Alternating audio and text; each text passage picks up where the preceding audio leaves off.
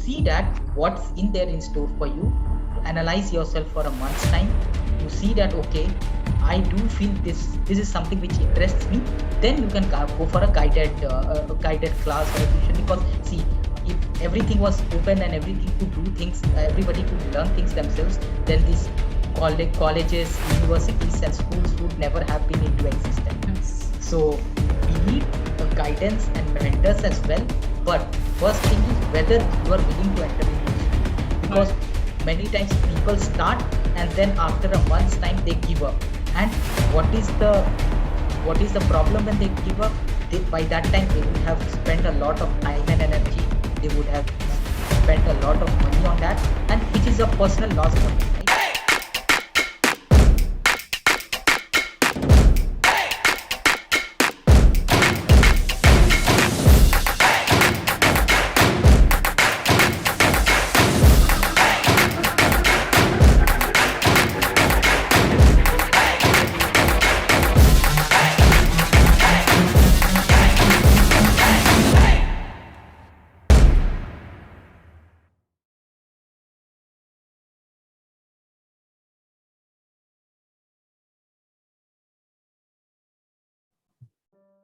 The kind of insights that data has to offer on human behavior is not to be underestimated.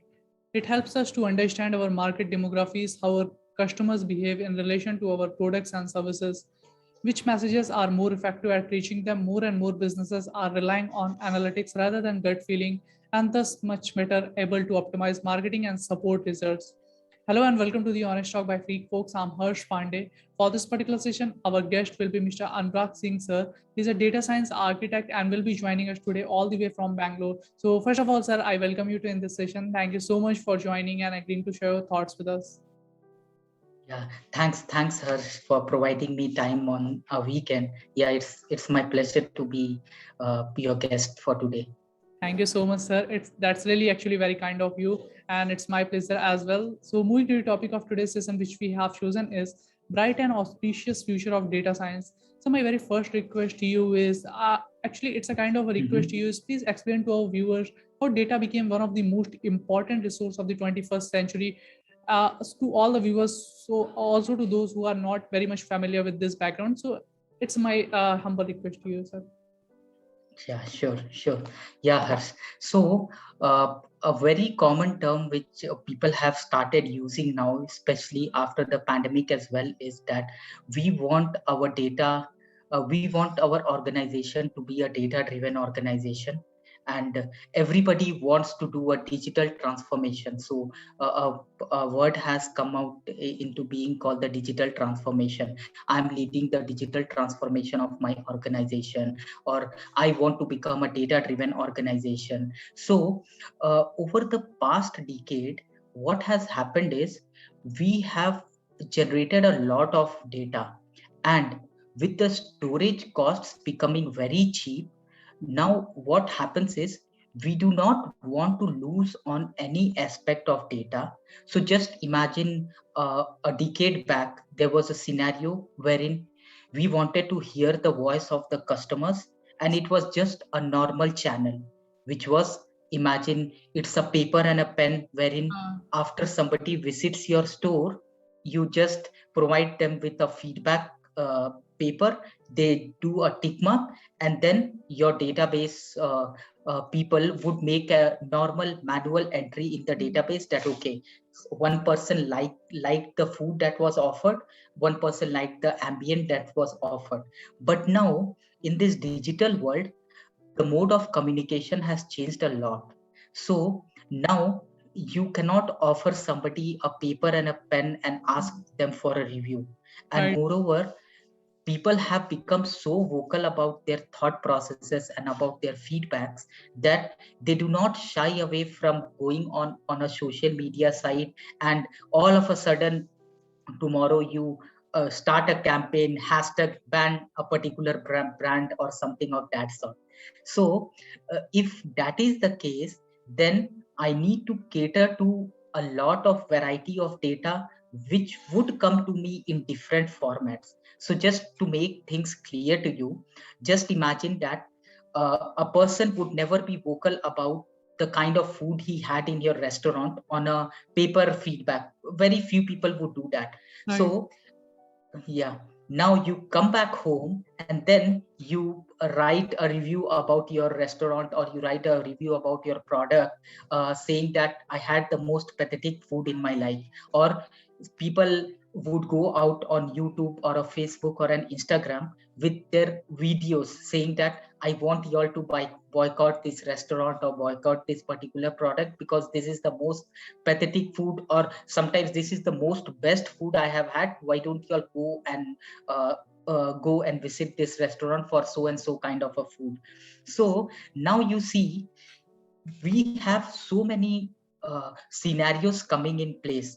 The same review which was previously given in a paper and a pen now comes as a video format to me. Sometimes it comes as a written format on, say, Twitter. Sometimes it comes as an audio format in some of the audio platform. Yes. Maybe I'm shy about sharing my video, so what I do is, from my profile I hide, I switch off the camera and upload an audio review of my things. Right. So now, if organizations are not digitally driven and they don't have the capability to capture all the kind of data, imagine what amount of reviews we might be missing if we just say that I just want to capture the data which is written in a text format. But you see, you are almost losing, say, 80% of your reviews, because everybody wants to give a video review about, you have those food bloggers who would go up on YouTube and upload a video of some of the restaurants or foods they have had.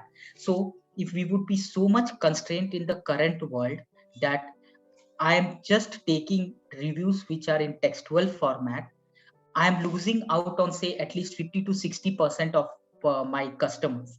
So we have to have a way wherein we cater to all the varieties of data which might come to me in different formats. It might come to me at different time frames. It might also come to me in, say, different speed as well. So that is why we want to build a digital ecosystem so that we capture all the data, because uh, we should always say that giving half insight is better than giving no insights at all, because somebody taking a decision just based on the textual reviews which have come, which just caters to, say, 10% of the audience, would defeat the very purpose of having a review itself, because I have not considered, say, the other 80% of my population which might have another opinion about my food habits. So yeah, this is where data driven organizations and capturing the data coming in various formats and various speeds from various locations becomes very important for us. Indeed, sir. I think actually you have explained this very beautifully. And the best part about you is that you have taken some real life examples. So people, those who are watching this session, they are surely going to find this easy to understand. So my next question to you is, or again, it's a kind of a request to you, is please explain to our viewers what is data science and what does a data scientist do? And again, it's a kind of a request to you, please explain in simplest possible words. Definitely, Harsh. I'll try to keep my words and my explanation as simple as possible, because I do understand that it should resonate with the normal general world people. So I'm perfectly fine with that. Thank you for that, giving me that leverage actually. So yes. So now let me go back to the history. So in the previous just a decade back, most of our CEOs or most of our leaders would take decisions based on what has happened in the past. So basically, imagine that I need to replenish my stores. So I have, say, a Diwali festival is coming, and I have a brick and a mortar store. So for people in India, you have, say, a big bazaar or a more or a DMart, wherein you go for purchasing your household goods. So now, previously, what used to happen is my store managers would see what was the sales which I have done in my previous year during the same time. Okay, so based on those things, they would try to, say, uh, make an assumption that okay, last time during the Diwali time I have made sale of a lot of say earthen lamps, because say hashtag boycott China was in news a lot, that let's not take products from China or a particular province. So let's do one thing, let's be more Indian, more make in India. And we wanted to, we made a lot of purchase on earthen lamps and things like that. So this is how the store manager used to see what has happened in the past, and he used to make assumptions based on his insights and based on his instincts, that okay, these might happen this for this year, let me replenish more of say earthen lamps and more of oil for the things, and let me not replenish most of the lighting, artificial lighting which is there. But many times what happens is the human instinct sometimes fails, because nobody can get into the mind of the other person and try to read what that person is. And that is why in a very common example we have a lot of failures in terms of say movies. Sometimes people say that a movie is very bad, but the reports on the finance show a completely different aspect, that still people are going and watching a movie. So this is a very common example wherein we cannot get into a human mind and predict what has happened. So this was a scenario sometimes back, a decade back, wherein we used to look at our previous history and put a human instinct to it, saying that okay, I assume this might be my sales this year or things like that, so accordingly I will replenish all my stores. So now with this human factor in places, it was more of a single person's insight. So imagine a store manager or a CEO sitting on top and being a kind of an uh, authoritarian position. What he says is, no, I don't agree to your point, I feel this is the thing, it has to be done. And then people had to listen to him, or saying that no, he is coming with 20 years of experience or 30 years of experience, he has seen at least 20 Diwalis before me, so he would be uh, predicting something right. But there was no fact based insights into that, because it is just that a human instinct is there in place, and somebody is basing his thoughts on more or less his thought process, and others have to follow. And if something goes wrong, then it's a huge loss for the organization in every respect. Now, coming to the data driven decisions which the data scientists help the leaders to form is, all this time we were looking into the history as to what has happened. Now, when the data scientists come into picture, what they try to do is they try to forecast scenarios based on what has happened before. So this is just forecasting is one of the examples.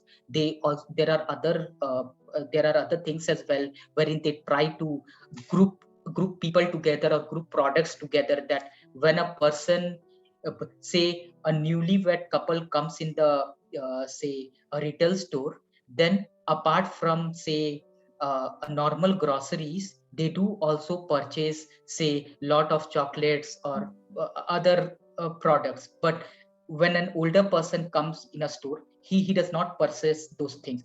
When a couple with a baby comes, then that's the reason you would see that most of the retail stores, when you go for a billing, you have all the fancy chocolates and everyday items displayed over there. Why? Because once your kid is with you, what happens is he will, and you are there standing to be built for at Exactly. least 5 to 10 minutes, your kid, you will not be able to restrain your kid from And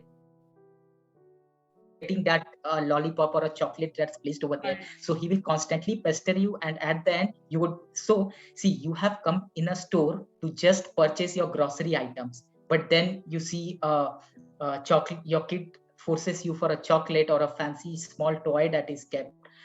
People, there are smokers for whom the cigarettes are kept over there, so that in case they have forgotten while roaming around the store, we have it in place for you, that was you need a cigarette for you because you are a smoker, or say you have a shaving kit over there because people think that they might forget it while roaming, but when they, these are some of the daily essentials which strike and say rapport with the audience. And so these placements are also what are the product of the data science insights. Say forecasting is one of the products wherein they kind of foresee the future. See, nobody is a god where he can foresee everything and Right. say, but they try to predict based on the human scenarios. And when they predict, it is based on the facts and figures, and there is a mathematics and statistics behind it. But in the previous case, what it was just a single person's decision, wherein I think this would be the case this year based on the previous thing. But with the data science approach, what happens is you back your thoughts with facts and figures, that my previous sales over the period of 30 years, 20 years, 10 years, 1 year is saying that this would be the case in the coming year. So I'm backing my insights or instincts with these mathematical based formulas and statistics. So I would not say either of them is not a foolproof approach, but yes, when you given a choice that you choose between a single person without any facts, just his framework of mind, and the other insight where the other person is providing you with facts and figures, the other person will obviously be able to make a lot of impact, right? Because when some within a boardroom, when somebody says I don't give up to his points, then he will have no, please listen to me, this is what your sales or your figures have shown over the period, and this is what the mathematics or statistics behind is showing to it, which has been proven over a period of time. So the science and the statistics and mathematics have been proven over a period of time, but a single person's experience is not proven over a period of time. So Indeed. this is one of the examples where data science people come into picture. And yes, statistics, maths, programming languages as well, these are some of the prerequisites for getting into the field.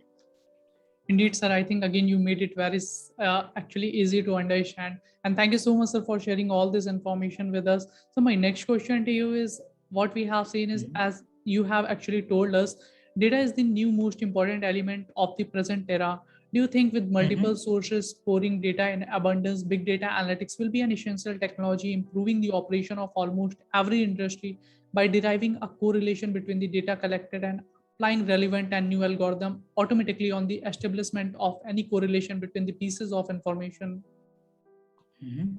So yeah, to answer your question, I would say that just going to the very first example which we said, that in today's world we cannot differentiate between the data. Like, I don't need this kind of data. I particular want this kind of data. So that question is completely out of scene, Right. because the moment you lose on a particular set of data, you don't know where in your hierarchy or in a pyramid structure where exactly that will impact you. And then once you have proceeded far ahead, and then you see that I have missed something which I should have collected before.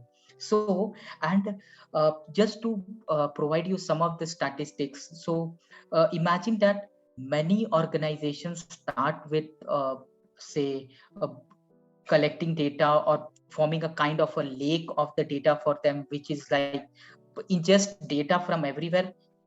The trend has started. Why? Because storage has become very cheap and they have become very efficient.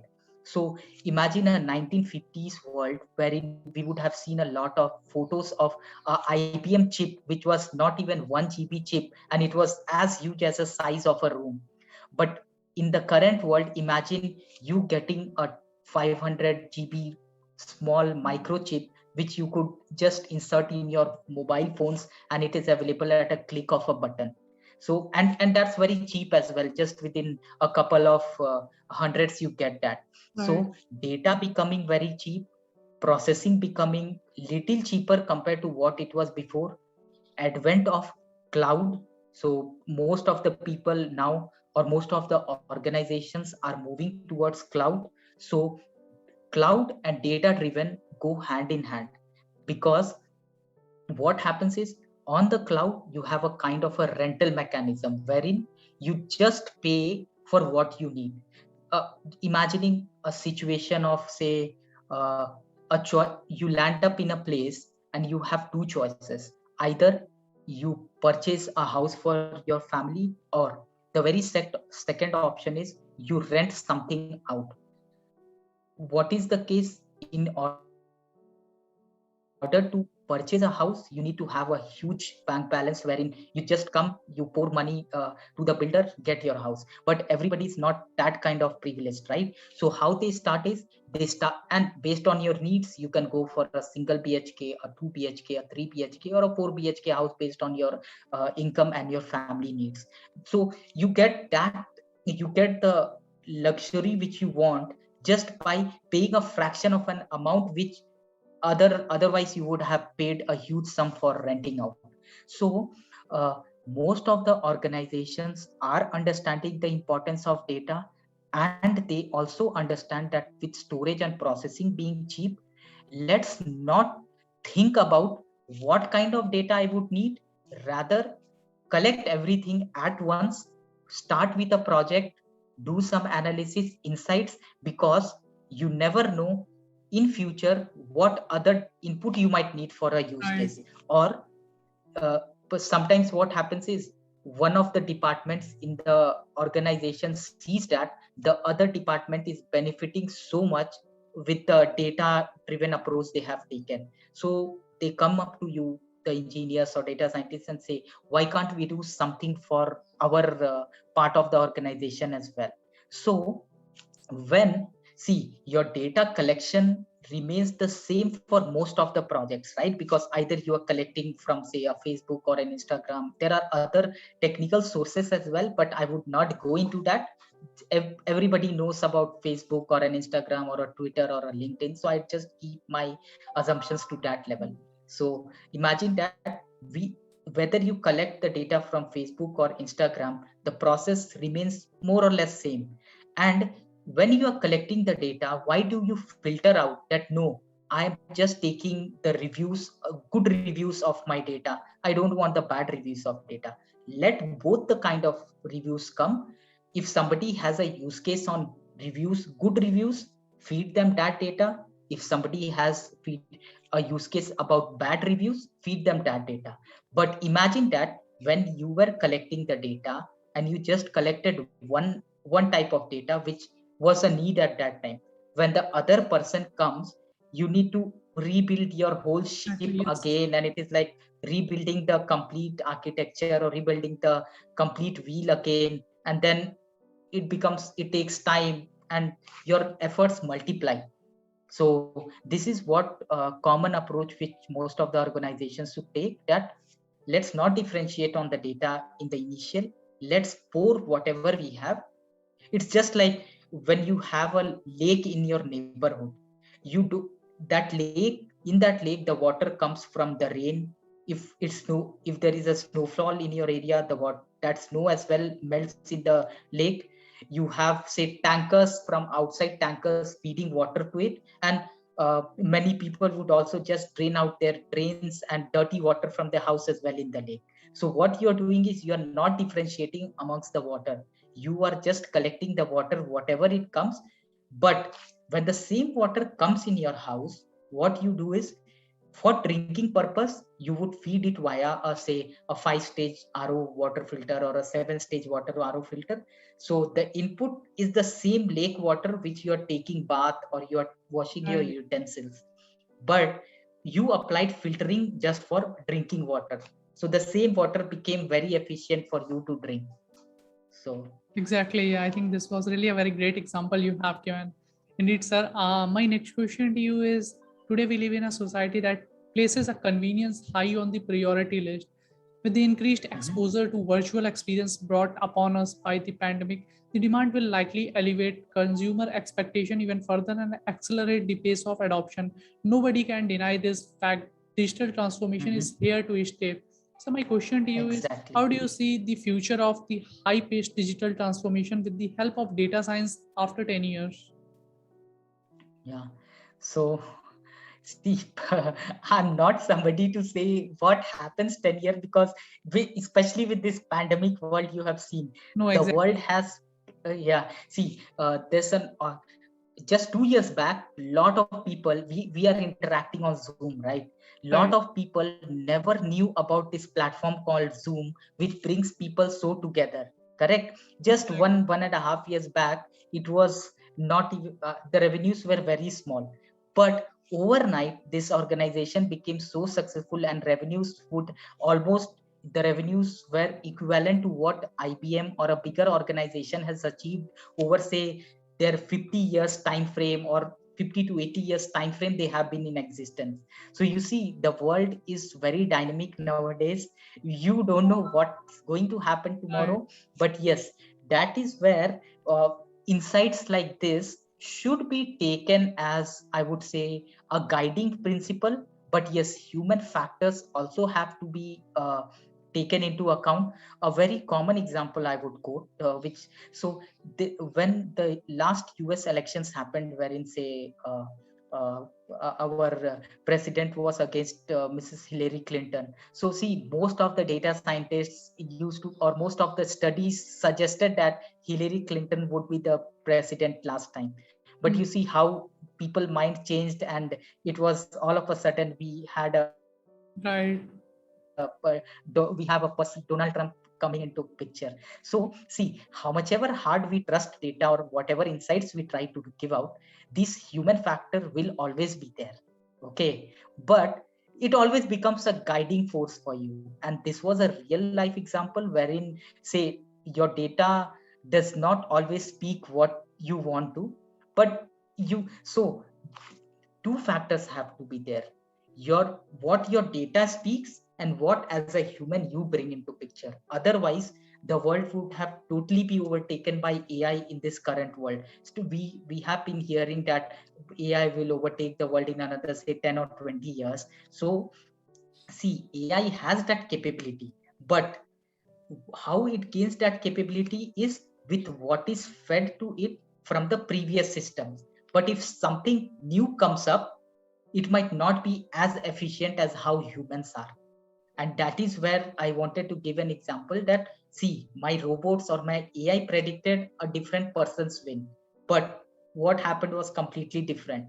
Similarly, in a playground, you cannot predict that, say, you are having a match between, say, India and Australia, or India and New Zealand. You cannot predict until the last moment how the dynamics of the games might change, right? Yes. So Right. this is, yeah.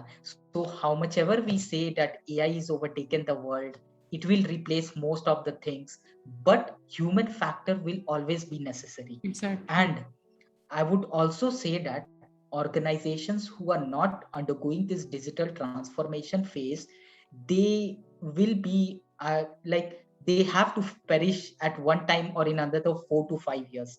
So digital transformation, moving to the AI machine learning world, has become a necessity. Everybody wants to do it.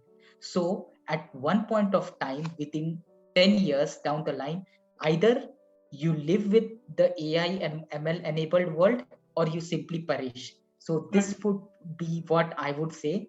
But yeah, rest is up to what happens. We all will be here at least to see what's happening. But Exactly. yes, we have to we have to make this as a part of our life.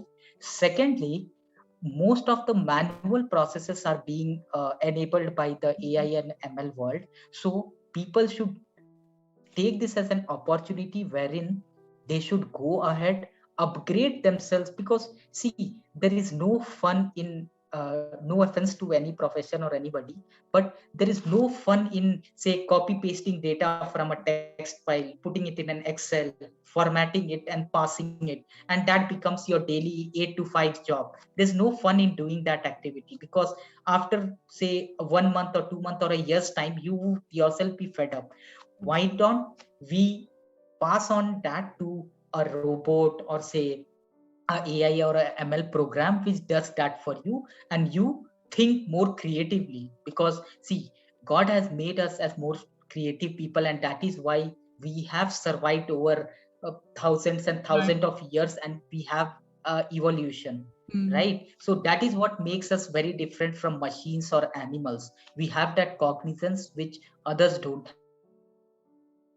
Indeed, sir. Better use manual and repetitive tasks. So we have to live together with the AI ML enabled robots and programs. Just that we should not be afraid of it.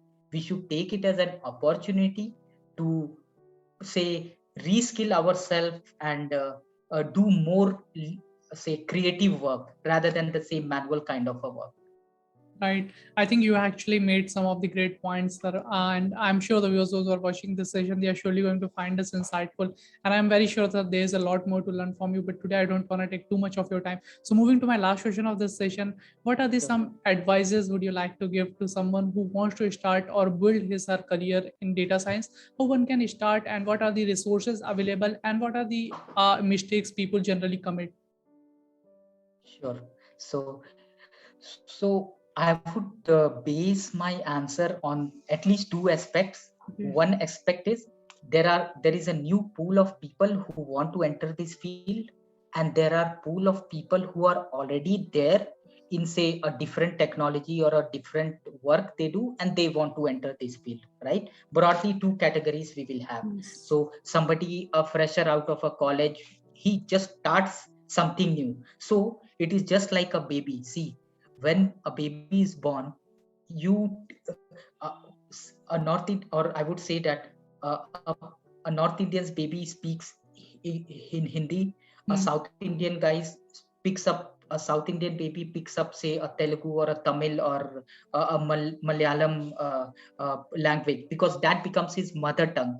Yes. How that happens is he does not know anything apart from Malayalam when he is born, or he does not know anything apart from Hindi when he is born. Alright. He sees his atmosphere, he sees around, and that is what he learns, right? So for newcomers, a graph is you have a learning graph. For people who are in the IT world or who are in other field who are already doing a type of a job, for them it becomes little difficult, because for them you need to unlearn and then learn, correct? And unlearning is something which takes a lot of time, because as human brains what we start doing is we start questioning, hey, this is not how it is done in my world, right? Because in the language itself you see the same word will have different meanings in different languages Right. sometimes, right? So you see that learning and unlearning, a good word in one language might become a profanity in another language. So when a person, I don't know on one language, I just speak that. But when a person knows the other language, he says that, okay, Anurag, you have said this word, but don't speak in front of say a person from another ethnic, or say don't speak it in front of a Tamil guy because he might be offended. But for me, that's a normal word or normal thing which I've been using. So this is what happens. For newcomers, you need to learn. For people already in some different processes, you need to unlearn and learn. So for the second set of people, it becomes little challenging. But for first set of people, firstly, I would request that for people who want to enter into say data science machine learning field, simply do not waste your huge amount on say uh, uh, private tuitions or private tutors and things like that, because most of the biggies, Microsoft, Google, Amazon, most of their courses on say machine learning and data science is absolutely free on the internet. You just need to enroll yourself, give a particular time to it, and start studying. Because we have there are a lot of I would say lot of institutes, lots of training which is happening in the market, which is a lot of say amount is involved. And you sometimes, and at the end when it feels that you are not interested in the field, you lose that money. So see, guidance is always required, because you cannot always do yourself. No. But try to get that guidance when you feel that this field is for me. Now with a lot of advertisements going everywhere, all the people in their mid-level career, say 10 years, 11 years, 12 years experience, they as well want to enter into this field. But now the question they should ask from themselves is that, are we willing to go back to my school days wherein I would like to learn, say, a bit of statistics, I would like to learn a bit of maths, I would like to learn a new programming language altogether. I was, say, coding in a Java or a C Sharp programming language. Am I willing to learn Python or an R or a Julia? These are some of the programming languages which we use for data science. Am I learning? Do I have the time? Do I have the bandwidth to do that? Am I willing to learn? So these questions they should first ask themselves rather than blindly going ahead and enrolling for something. Find out time, analyze what is your interest, because see, it all comes with interest. If you have an interest, there is no end to your learning, there is no age for your learning, because you can learn at any age, and there are people who have done that. So first suggestion, see whether you like this field by going through some or lot of free materials available on the internet. You and to as a starting point, search for, say, Microsoft machine learning curriculum, Google machine learning curriculum, Amazon machine learning curriculum. Imagine that what better tutor you would get than these three big shots in the market, right? See that what's in there in store for you, analyze yourself for a month's time. You see that, okay, I do feel this is something which interests me. Then you can go for a guided class or a tuition, because see, if everything was open and everything could do things, everybody could learn things themselves, then these colleges, universities and schools would never have been into existence. Yes. So we need a guidance and mentors as well. But first thing is whether you are willing to enter into this field, because Right. many times people start and then after a month's time they give up. And what is the problem when they give up? By that time they would have spent a lot of time and energy, they would have spent a lot of money on that, and which is a personal loss for them, right? So first thing, whether you have say uh, whether you are interested in that field, go give a search on YouTube. Lot of materials, free materials are there on YouTube. uh, Try reading articles on Medium, wherein you have a lot of people sharing their knowledge. YouTube is one of the means. Microsoft Learning, then Google platform, Amazon platform. Just explore the courses over there, familiarize yourself with few of the aspects. It's an open world where you get everything available at the click of your button. Actually. Then try to go for a guided mentorship program. And few of the things, the very basic thing for any data scientist is, or a data engineer or a data scientist, is that you need to be very good in SQL. So the structured query language, which has been coming from our fathers and forefathers, everybody, just make sure that you are good in SQL. The best part about SQL, what I feel, is it develops logic to you. So if you are aware of, say, SQL, you could do any logic, because see, at the end what it is either bringing two things together as a join, say Yes. separating two data as an anti-join, filtering some data from a set of 1,000 rows, which is like filtering. So at the end what happens is SQL gives you that base to develop. So SQL is a necessity. The structured query language, which we say, some of the programming languages which has evolved and which will help you in this is Python, which is, I would say, a programming language that has like exploded like anything in this last 2 to 3 years. So Python is a must for you. uh, R, I would say, is mostly for researchers, so let's not get into that side. But yes, Python, SQL, little bit of cloud would help you get started. And lot of materials available on, say, YouTube or uh, Right. on Google. Open source, everything is open. Everyone, if things were not open, imagine the plight what happened to Nokia. When, see, Nokia was one of the, I would say, most profitable organizations sometime back, and every person had a Nokia phone.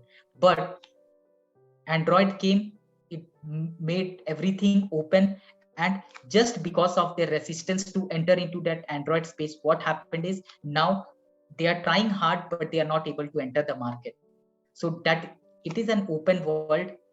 And yes, there are a lot of meetups which happens. Try to look out at that, like if there is a meetup, a local meetup happening in Noida or Bangalore or Chennai or say Pune, wherever you have the IT centers concentrated, there are a lot of people who are willing to share free knowledge as well, in terms of say meetups and webinars. Lot of the organizations even conduct free webinars for them. So I would say a conservative approach: first attend free webinars, read free topics, and then take a decision. No, this was actually very meaningful advice from your side, answer. I must say there's a lot more to learn from you, and we look forward to conduct more such session with you in future. And the kind of energy you Sure. got into the session was very inspiring for me as well. Thank you so much, sir, for joining and giving your important time. No problem, Harsh. It was always good to meet you and the team. Have a good day. Good luck to you guys. Thank you so much, sir. Thank you. On the ground is where I stand. Never give up, that was always the plan. It's so cold outside, I'm alone, I'm alright. It's so cold outside, I'm alone.